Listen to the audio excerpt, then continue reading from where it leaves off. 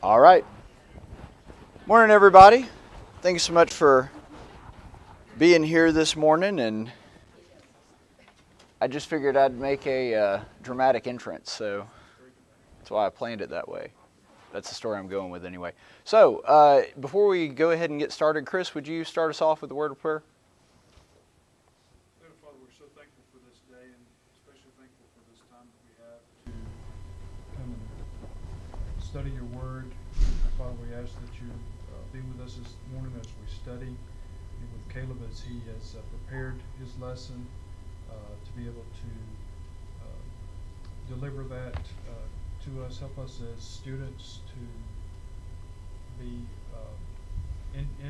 in your word at all times, not just in class here, but at all times in throughout the weeks. Father, forgive us of our sins and be with us as we worship you in Christ's name. Amen. Okay, so this is a passage that I'm sure all of us are extremely familiar with. We've done several earlier that we probably haven't done a ton of study on. In fact, one of the ones that I did earlier on was the Son of Man, which we've probably read and are familiar with, but may not have dove real deep into it. This is one you've probably heard 100 lessons on before. And I think that sometimes presents its own problems because while it's good that we're familiar with it, and we should be, sometimes when you've studied something a lot, you feel like, okay, I've got that, and there's not really something new to get from it. And so I think that we sometimes, without meaning to, and I'm saying this because I'm guilty of it myself, we'll sometimes look at the stories, especially in the Gospels, that we've heard so many times, think we'll know that, gloss over some of the things that we could learn from it. So the primary passage we'll be using this morning is from the Gospel of John, and we'll be in 13 verses 7 through 20. But it's interesting to me that I think this is such a profound and impactful narrative in the Gospels, and yet John is the only one that records it. And I think that that's interesting, and we may talk a little bit about that as we get into the lesson here. But I've always found that fascinating, that this is one of my favorite stories about Christ, and yet John is the only one that saw fit to include it in his account of Christ's life. So I think before we really dive into the scripture itself, we do have to do a little setting of the table. Little pun there, because of course they're dining at a table when this happens. But remember that this falls on Thursday of the Passion Week. So that will kind of help us aim our minds towards the timeline of where this is. So this is after the triumphant entry, the cleansing of the temple, the episode with the fig tree, arguing with the Pharisees, and the disciples bickering. You may recall my last lesson that I taught here was about the bickering between the disciples and getting John and James' mother involved in all of that. And so these things have all taken place prior to the episode we're going to be looking at today. And I think that really helps kind of frame this, because there has been an awful lot happen to this small group of followers of Christ in a short amount of time. And it's been some highs and some lows. We've seen, I don't know any other way to describe it as something than a high when you have people watching Christ come into Jerusalem as the prophets predicted on a colt and throwing down palm leaves and yelling Hosanna. And then you've also seen him get into a very heated discussion with the Pharisees. And that was something that I'm sure was very tense, and they were rightfully so worried that something could happen to them. And so there's been an awful lot of emotion and an awful lot of, I guess, things that would just wear you out is a good way to put it, that has happened with this week so far. And this is winding down and coming close to the end of this week that has culminated in the reason they are in Jerusalem in the first place, which is today is the day of the Passover feast, which is the most sacred of all the Jewish holidays. And I would love to, and I probably will at some point, go into a study about all the parallels between the Passover and the crucifixion. I mean, there's a lot. Some of it's obvious, some of it's kind of subtle and under the surface, but I mean, the obvious one to me is the whole point of the Passover is to remember the deliverance from Egypt, wherein in the 10th plague, they took the blood of a lamb that had been sacrificed and spread it over the doorpost so the angel of death would know not to visit that house. I mean, that's a fairly obvious parallel between that and the Christ story, a lamb who was slain and his blood covers you from being visited by the wrath of God. So, I mean, again, we could go into a lot of detail on that. That's a lesson in and of itself. We're not going to do that, but I do want you to keep that in mind, that this is the way that Jesus and his disciples spent Passover. This is an event that happens during their celebration of the holiday that the Jews consider the most sacred holiday on the Jewish calendar. And also remember, because I think that this will help put us in the right frame of mind as well, this takes place directly before the Last Supper in the Garden of Gethsemane. So chronologically, this happens directly before the Last Supper. I mean, probably just moments before. And then, of course, later that night, the Garden of Gethsemane happens as well. So we are about to see Jesus taken away, and there's a fair bit of reason to believe that what Christ has been doing for the past, in the book of John, probably chapter or so. So we've seen about 2 chapters of him preparing his disciples for what's going to happen to him. He's been sometimes hinting at it, sometimes just straight out saying what is going to happen and explaining that this is what is going to happen, I'm going to be taken away. And so everything he has been doing for the past several chapters has been slowly building to this, and he's been trying to, I think, mentally prepare his disciples for what they are about to witness and what's going to happen to them. So let's go ahead and look at the lead up to the passage we're going to be focusing on today. If somebody would for me read John 13 verses 1 through 5. Now before the feast of the Passover, when Jesus knew that his hour had come to depart out of this world to the Father, having loved his own who were in the world, he loved them to the end. During supper, when the devil had already put it into the heart of Judas Iscariot, Simon's son, to betray him, Jesus, knowing that the Father had given all things into his hands, and that he had come from God and was going back to God, rose from supper. He laid aside his outer garments, and taking a towel, tied it around his waist. Then he poured water into a basin and began to wash the disciples' feet and to wipe them with the towel that was wrapped around him. So this is the event that precedes the speech we're about to read, because of course the focus of this study is on the letters in red. So this is the action that leads into that he's about to be explaining between him and his disciples. So with that, I would like to ask, is verse 1 here, is that a reflection from John, or is that new information through inspiration? Where he says that Jesus, knowing his hour had come and he would depart from this world to the Father, having loved his own who were in the world, he loved them to the end. Is that John self-reflecting and remembering that, or is the Spirit giving him extra information he did not already have? Well, it's some of both, because the Spirit gave them all the guidance. It said he would remind them of everything Jesus had said and done. So, to me, it's inspired. Well, inspired. And you're right, the Scripture does, one of the things that the Scripture explains to us about inspiration is that he's going to give him recollection. So I think that's certainly accurate and that's biblical.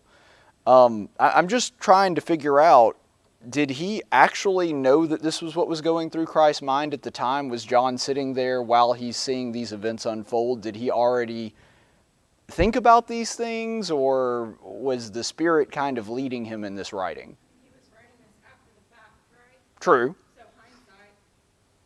hindsight. So you're saying maybe it was something that at least originated in John's mind, but it was something that he only realized after he had seen all these things take place. I think too, because he was the only one that included this, John it seems like he had a different perspective in his writings than maybe the other Gospels. I don't know if it was more of a sensitive perspective or what have you, but it was definitely different.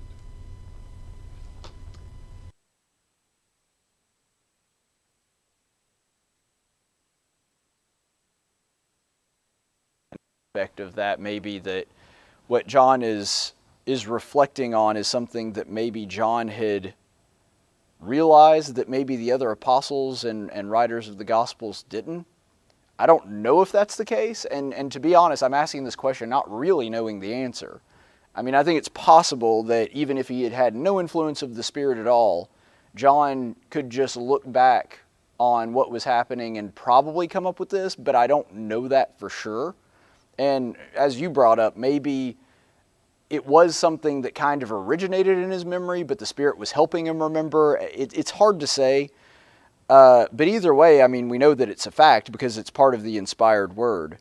But I do think, regardless of whether that is the case or not, I do find it really fascinating that John is setting up his readers, us, to understand this is what Christ was thinking about while this was going on.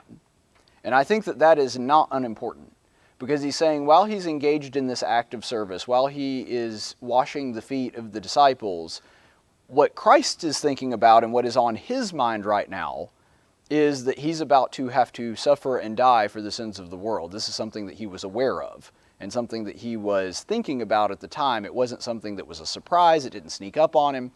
And I think the reason that that is included specifically is to be instructive to us that while Christ certainly could have been excused for not thinking about the disciples, not really being in teaching mode, as it were, he was.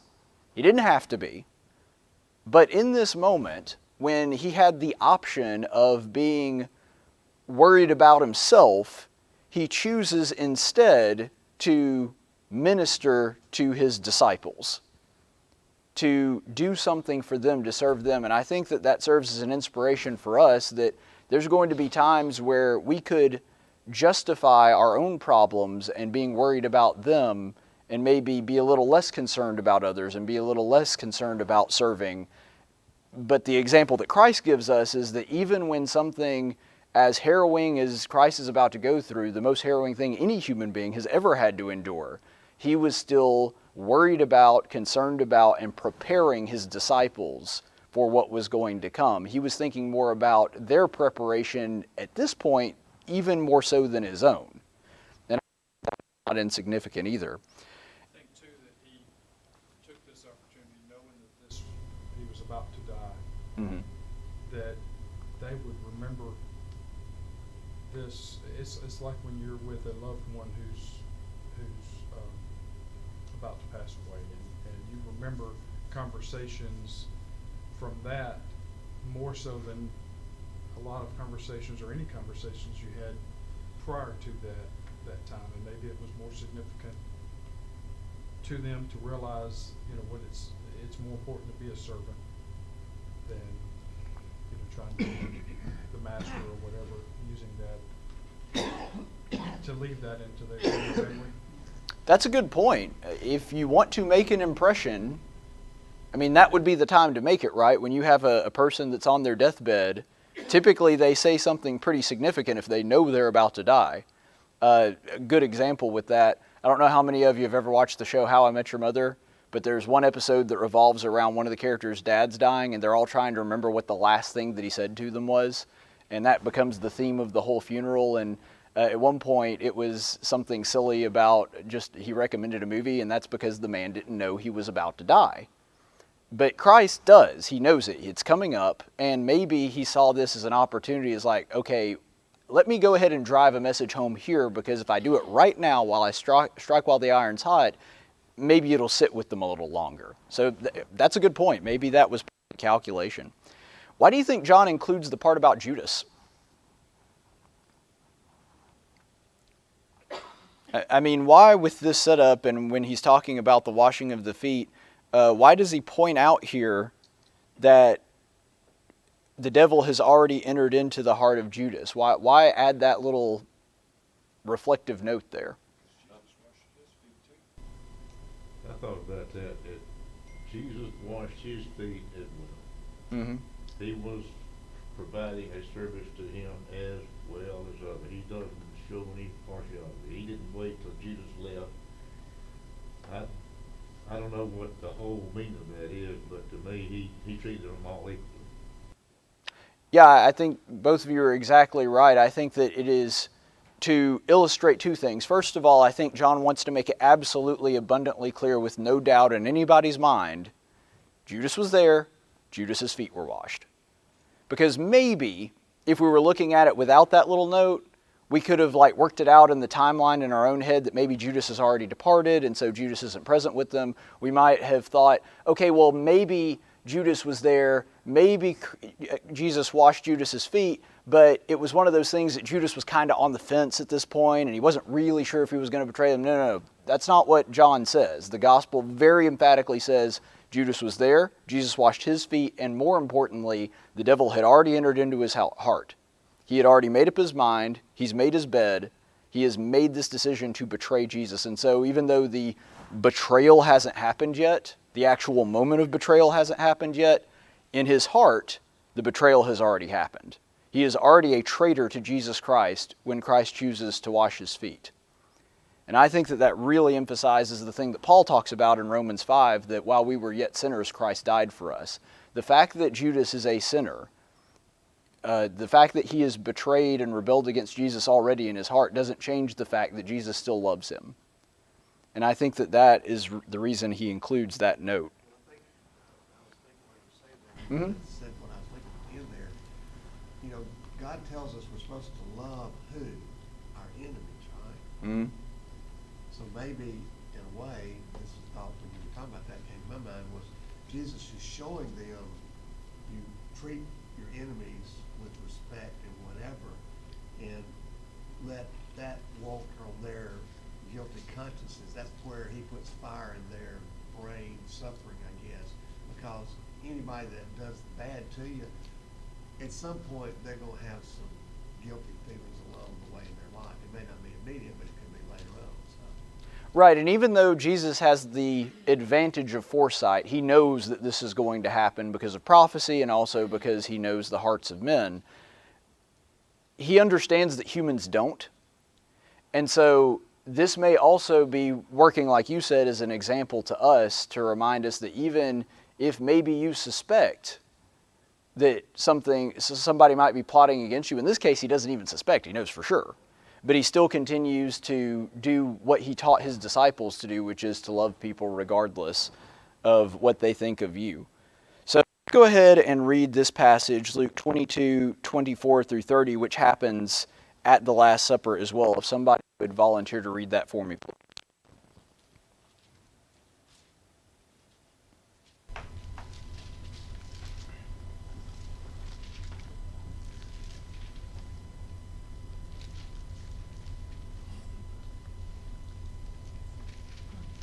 Dispute also arose among them as to which of them was to be regarded as the greatest. And he said to them, the kings of the Gentiles exercise lordship over them, and those in authority over them are called benefactors. But not so with you. Rather, let the greatness among you become as the youngest, and the leader as one who serves. For who is a greater, one who reclines at the table or one who serves? Is it not the one who reclines at the table? But I am among you as the one who serves. You are those who have stayed with me in my trials, and I assign to you, as my Father assigned to me, a kingdom, that you may eat and drink at my table in my kingdom and sit on thrones judging the 12 tribes of Israel. This event is recorded in Luke. The washing of the feet is not. So here's my question. The dialogue that we just read, does it take place before or after the washing of the feet?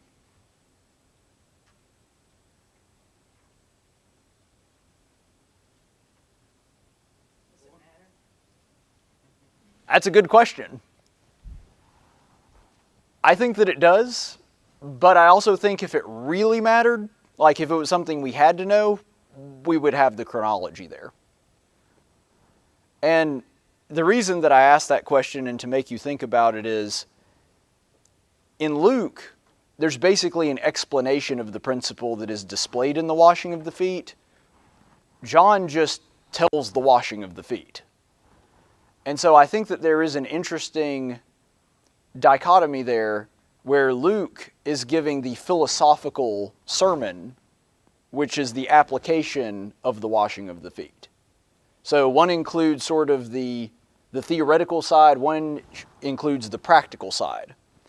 And I'm not sure exactly why there's not an account that includes both of them. You could estimate, because this takes place after the Lord's Supper, and in the Gospel of John it takes place before, that you could say that this takes place after he washes their feet. However, we also know that the Gospel writers, and this was just something that was a literary function of writing in this day, chronology was less important than the message. And so it may not be 100% chronologically exactly the order of events in which place they occurred. It's possible that Jesus gave this sermon directly before the washing of the feet. I tend to think, based on the way that John describes it, that Jesus said nothing, got up, started washing their feet, had the Last Supper, and then added this as an addendum afterward. I don't know that for sure. It's possible that he says this before washing their feet and then actually carries it out by example and then washes, but I tend to think, just based on the chronology, it's more likely that it happens afterward. But as you pointed out, I don't know that it really matters philosophically, because both things did happen. But I guess the best way to describe it is, in Luke, Jesus explains the lesson, in John he carries it out. And so we're kind of getting both of those, and I think that there's a great deal to learn from both of them. But the point of this lesson, and I want you to remember a couple of lines here especially, the greatest among you must be the youngest. That's going to be important in this lesson a little bit later.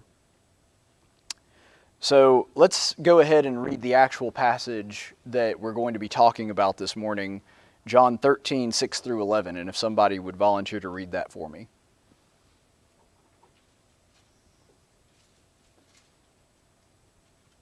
Simon Peter, who said to him, Lord, do you wash my feet? Jesus answered him, what I am doing you do not understand now, but afterward you will understand. Peter said to him, you shall never wash my feet. Jesus answered him, if I do not wash you, you have no share with me. Simon Peter said to him, Lord, not my feet only, but also my hands and my head. Jesus said to him, the one who has bathed does not need to wash, except for his feet, but is completely clean. And you are clean, but not every one of you. For he knew who was to betray him. That was why he said, not all of you are clean. Why do you think Jesus says that Peter can have no part of him unless he does this? I mean, I think it's obvious that he was motivating him to allow him to do this, but beyond that, what was the point? You don't allow me to wash your feet, you'll have no part in me.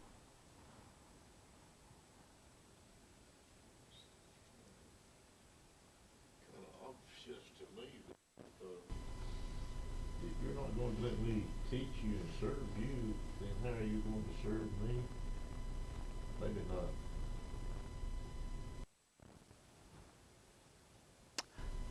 I think that is correct, but I'm not sure culturally if Peter got it in the moment. Like, upon reflection, I think he probably did. Yeah, exactly. I think upon reflection, he probably would have gotten it, but you're right, in the moment, because that wasn't Jewish custom, that wasn't culture. Your teacher you were the servant of your teacher, not the other way around. I think that may have been true in the long term, but right here in the moment, I don't think so. But that's a good point. Any other thoughts on that? I love these. That have multiple meanings, right? Mm-hmm. If you just take it out of the context of what's going on, Jesus is saying, if you don't let me wash you, you've got no place with me. That's true. You know, are you washed in the blood? You know, this isn't a full washing, but he's saying that is a very powerful just statement on its own outside of the context of what's going on. Then we take it further. He's saying, you know, you have to experience my service because you have to serve. That's how we continue, I guess, demonstrating our being with him, is how we treat other people. Yeah, I think that's an excellent point. First of all, you have the idea that there is no one that can come to God in His presence unless you are washed by Christ. I think that's fairly obvious, that if we do not have that cleansing that Christ does for us, we have no chance and we have no part in Him. I mean, later in the epistles, we see this emphasized over and over again, that the way you come to Christ, the way you have a part in His inheritance, is through the washing of baptism and the forgiveness of sins. And so there's the larger philosophical vision, and then when you zero in on Peter, it has a more immediate idea right here that unless Peter can learn to serve the way Christ is serving him, he's not going to be useful for the kingdom. And I think that the fact that the line is included in there that you're not really going to understand this until later, I think that that is instructive on Peter's part too. And I think maybe that, in a very small way, and I don't want to get off of our primary topic here, is a good lesson for us too, that sometimes we're going to do things that the Bible demands of us that we don't fully understand, that there's going to have to be some level of faith that we take out on to just kind of trust that God knows what He's talking about, and even though we don't see the immediate benefit spiritually, it's going to come around later. And so I think that there may be an aspect of that here with Peter as well, that he's saying, you may not get it right now, but I promise it's going to pay off. You're going to understand it later. Just have some faith in me and let me do this for now, and you'll understand why in the long term. Imagine if the record said, I washed Judas' feet, but not Peter's feet, right? Talking about indicating they're all there. What would that have done long term for Peter's regret later on? Yeah, I've never thought about that angle, but that's a good point. I feel bad being harsh on Peter. I really do, because I love Peter. I think he's a character, and of course we know eventually that he becomes kind of the unofficial leader of the apostles in certain ways. Certainly not, to the level of papacy or anything, but certainly Christ tells him to lead your brothers a couple chapters after this, when he's talking about the breakfast at the seashore and that kind of thing. And so he does kind of become the leader of the apostles in certain ways. And yet, I love Peter, but man, he misses the mark here 3 times in a very short amount of time. And it's something that I used to sort of jokingly say to my radio callers when they would call in and say something just completely off the wall. It's like, it takes talent to be that wrong that often in such a short amount of time. And I kind of feel that way with Peter here. I love him, but at the same time, 3 times Jesus tries to use this as a teaching moment, and 3 times Peter comes up with the wrong answer. How does he do that? How does he come up with the wrong thing 3 times here? But the others may have been thinking that. Now that does happen. We see elsewhere in the Gospels where kind of all the disciples think something, but Peter, because I guess he's the most rash and has the biggest mouth, which also I relate to, is the one that kind of becomes the voice of all the apostles. Like they all think something, but Peter's the first one to say it because he just happens to be the one that's quickest on the draw. Humility was hard for him. He just wanted to be all in with Christ. He just wanted to be sure he was all in. Right, and that's a sentiment we can respect, right? Peter is desperate to get the right answer, and that's a good thing. It really is. But sometimes in his desire to get the right answer, he doesn't let things happen, which is a problem that I find I have myself, and that's maybe the reason I relate to him here. I so want to be able to get the right answer and get it quickly that sometimes I don't just let things play out. And maybe that's a personal failing on my part, that I lack patience in some areas. And I think that maybe that's what's going on here with Peter, is that you got to love his enthusiasm. You really do. He really, really wants to get it right. He really wants to show his love and affection for Jesus. He really wants to be, the perfect disciple. But sometimes his desire to do that, ironically, leads him to say something dumb. But normally, even when that happens, Jesus isn't mad at him. And I think that the reason for that is because he recognizes he does have that enthusiasm and that passion sort of undergirding all of that, and that's part of the reason that he does that. I think Peter maybe found it so hard to accept that Jesus was going to die. Maybe he was so into the other scenario that the apostle wanted that he was just resisting it up till the end. Because he wanted to take the sword, he cut off Malchus' ear. Mhm. He just couldn't get it. He didn't want to get it, I would say. Well, and we see that elsewhere in the gospel accounts too, where Jesus just and says, I'm going to be taken and I'm going to die, and Peter basically brushes off like, it's not going to happen. Which again, in retro... His attitude. I was just fixing to say the same thing, Caleb.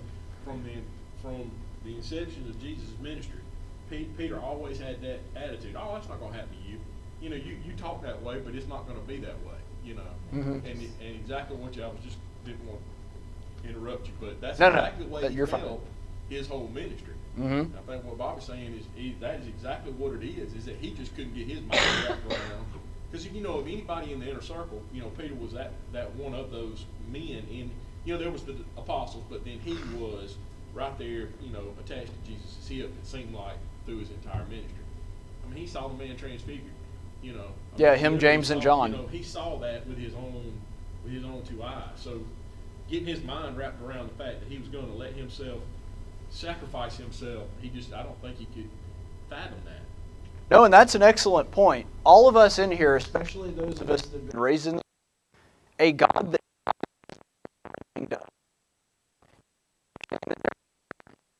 Jewish culture in all was like that made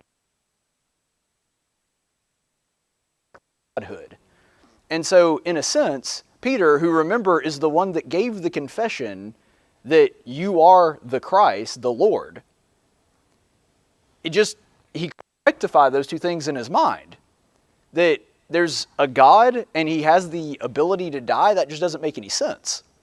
And so I think, he's going to allow himself.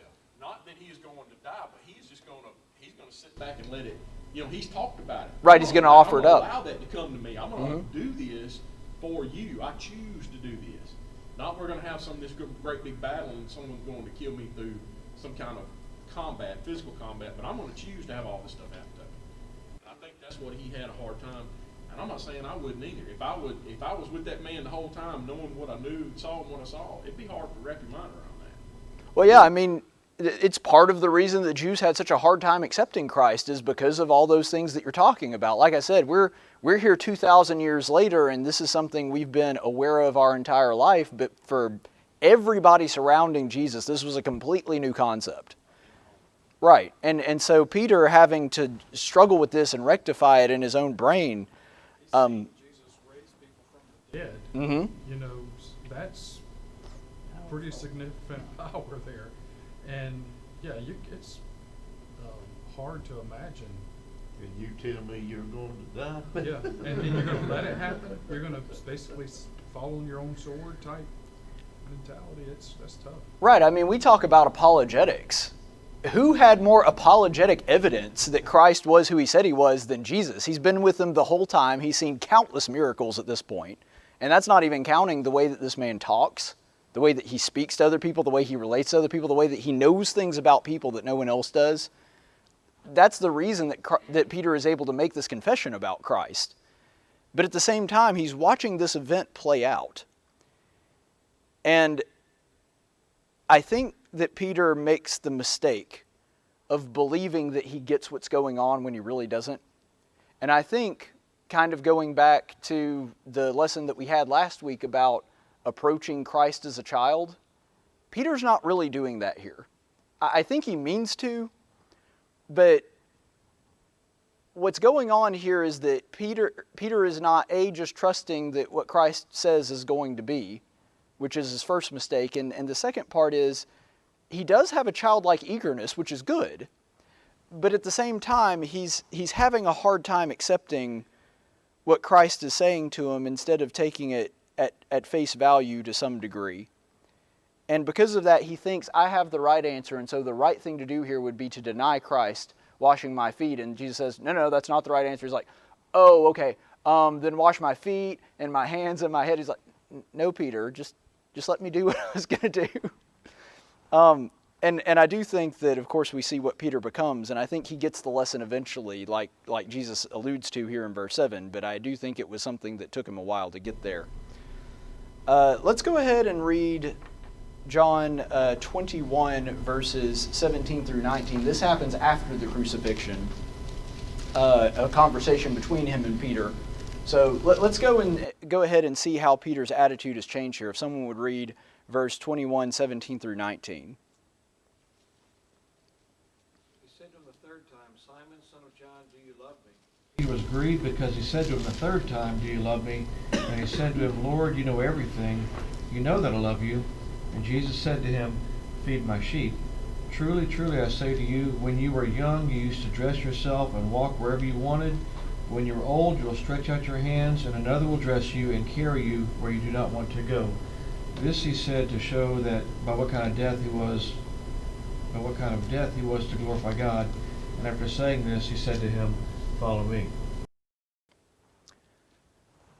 This passage contains three things that, at least in Christ's ministry, this verse shows are synonymous. Love me, feed my lambs, follow me. Now, these are all different concepts, but they all essentially amount to the same thing. If you're following Christ, you're going to love him, you're going to feed his lambs. If you're feeding Christ's lambs, it's because you love him and you're following him. So all these things coincide together. They're sort of a matched set. And so because of that, I think when we talk about Peter eventually, Jesus sort of giving this prediction that you don't understand now, but you're going to get it at some point, this is what he's talking about. There's going to be a time where you're old, where you're not able to move around and do what you want to like you are now. That's the kind of service that Jesus was predicting for him. He's saying, you may not understand what I'm doing right this second, but there's going to come a time where you get it. And I think that that is an indication to us that following him, that caring for the flock, that is something that comes with diligence, and it takes time. And it was going to be some time where Peter had actually gone through this service. And by the way, where it talks about him not being able to move around like he would have, I don't think that that was just old age, especially not from what we know from the historical record of how Peter died. I think that this is something that came from beatings, stonings, persecution, not unlike what Paul went through. And then, of course, we know from the historical record that Peter eventually was crucified upside down. And so where it talks about Peter not being able to go with Christ and not being able to follow in his footsteps at the moment, he couldn't then, but eventually he would. And that's because he lived out the kind of service that Jesus is showing them in the washing of the feet. And so he doesn't get it right here in the moment, but Peter does get it eventually. I think that what that illustrates to us is that service is not a skill that can be understood through study alone. Being kind of an academic myself, I would like it if everything in the gospel just happened through theory. Like I could just study it, okay, I've got it now, and then I just move on to the next topic, but service isn't like that. And really the gospel isn't like that either. Service is something that has to be learned through experience. You can't get it just by understanding the precepts. You can't just understand the importance of it in the Bible. You have to actually engage in it to be able to understand it. And Peter hasn't really done that a whole lot so far in the gospel narrative, but he will at one point. And so when Jesus tells him he's going to understand, what he means is you're going to go through a similar level of persecution and a similar level of service that I am going through now. Not quite to that degree, but you're going to follow in my footsteps in that way. Because the thing is, our brains must be trained to serve. We don't do it naturally. It's not something that comes organically to us. We have to learn to serve other people. And so it's not something that we can just sort of stumble backwards into. I agree that some people have more of a propensity to serve than others, but every human being is born selfish. We have a fallen nature, and because of that, to actually serve other people, to care more about their needs than our own, and to be able to give up things on our behalf so that they can have something, that's something that takes a lot of time and a lot of experience. And it's something that we have to constantly dedicate ourselves to in order to be able to actually do it.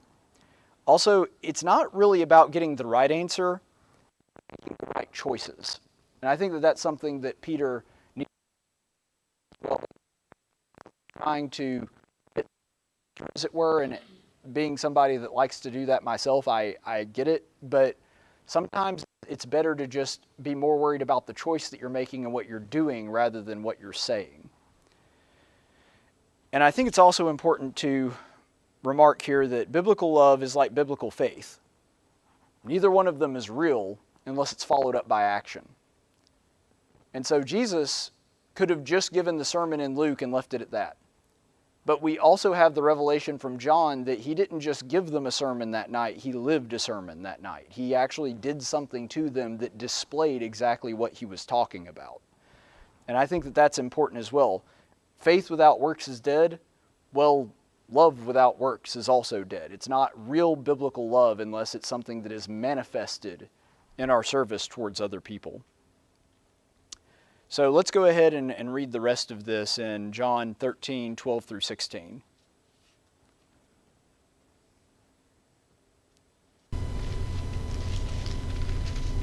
Somebody would volunteer to read that, please. 12 through 16. Yes, sir. So when he had washed their feet, taken his garments, and reclined at the table, again he said to them, "Do you know what I have done to you? You call me teacher and Lord, and you are right, for so I am. If I then, the Lord and the teacher, washed your feet, you also ought to wash one another's feet. For I gave you an example that you also should do as I did to you. Truly, truly, I say to you, a slave is not greater than his master, nor is one who is sent greater than the one who sent him."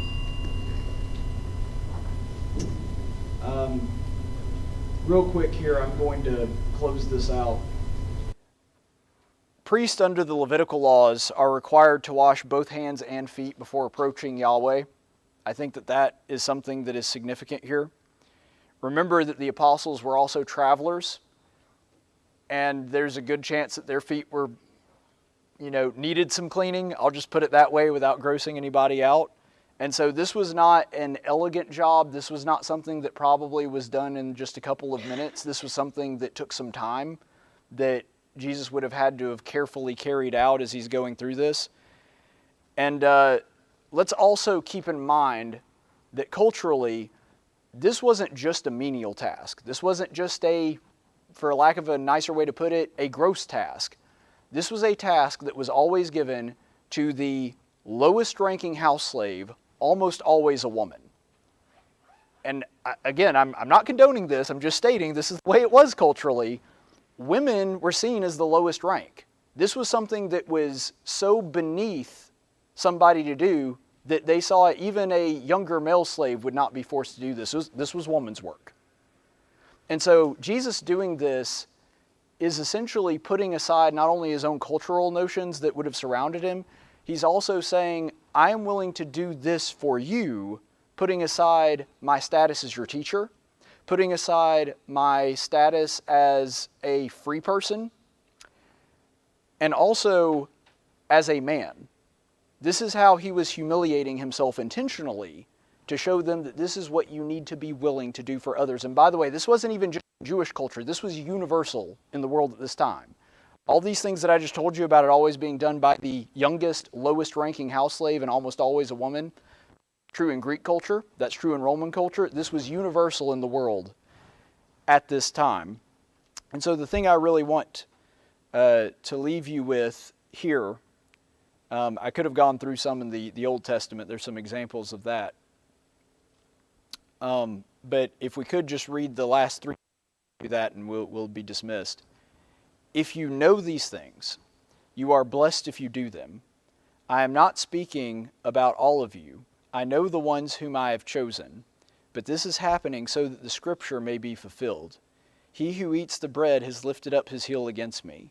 From now on I am telling you before it happens, so that when it does happen you may believe that I am he. Truly, truly, I say to you, the one who receives anyone I send receives me, and the one who receives me receives him who sent me. Christ was abasing himself to show an example of what real biblical love means. It means you put aside your own pride, you put aside what you need, and you do for others regardless of what the task is. And the reason that he includes here at the very end that someone has raised up his heel against me he's doing this for the man that is going to betray him. He's doing this for the person that he had the most cause in the world to hate. And he chooses not only to love him, he chooses not only to treat him well, he chooses to humiliate himself in the presence of his greatest enemy in order to show his disciples that if you receive other people the way I'm receiving you, the way that I am showing hospitality towards you, then you are going to be disciples of mine.